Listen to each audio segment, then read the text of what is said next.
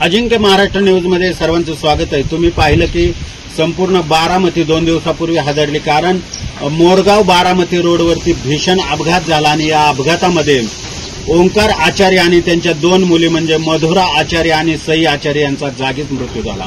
Overload डंपरने त्यांच्या गाडीला चिरडला आणि जाग्यावर त्यांचा मृत्यू झाला। प्रथम दर्शनी त्या ठिकाणी काही लोक त्या ठिकाणी उपस्थित होते आणि त्या ठिकाणचा लाईव्ह फुटेज आपल्या हाती लागलेले तुम्ही स्क्रीनवरती पाहू शकता की किती भीषण अपघात होता।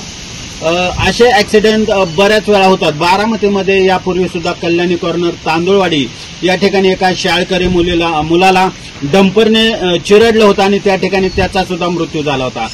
आणि हा अपघात झाल्यानंतर प्रशासनाने त्या ठिकाणी त्वरित गतिरोधक त्या ठिकाणी बसवलेले आहेत।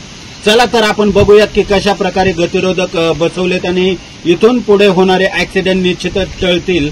आपण पाहू शकता की कशा प्रकारे हे गतिरोधक बसवलेले आहेत।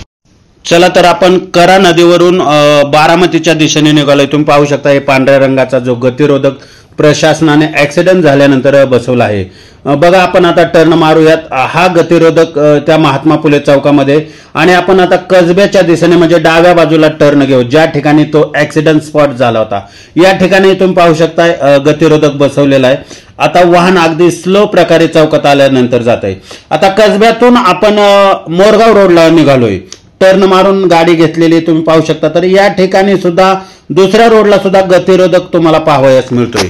हाच तो गजबजलेला चौक, ज्या ठिकाणी महात्मा फुले चौक खंडोबा नगर असं याला म्हटलं जातं आणि गजबजलेला चौक या ठिकाणी बऱ्याच वाहनांची वर्दळ। समोरून येणारी वाहनं बघा तुम्ही आता स्लो करतायत लोक, कारण पूर्वी जर हा गतिरोधक असता तर कदाचित हा ऍक्सिडेंट वाचला असता। अजिंक्य महाराष्ट्र न्यूज मी अंकुश सावला, खंडोबा नगर, बारामती येथून। धन्यवाद।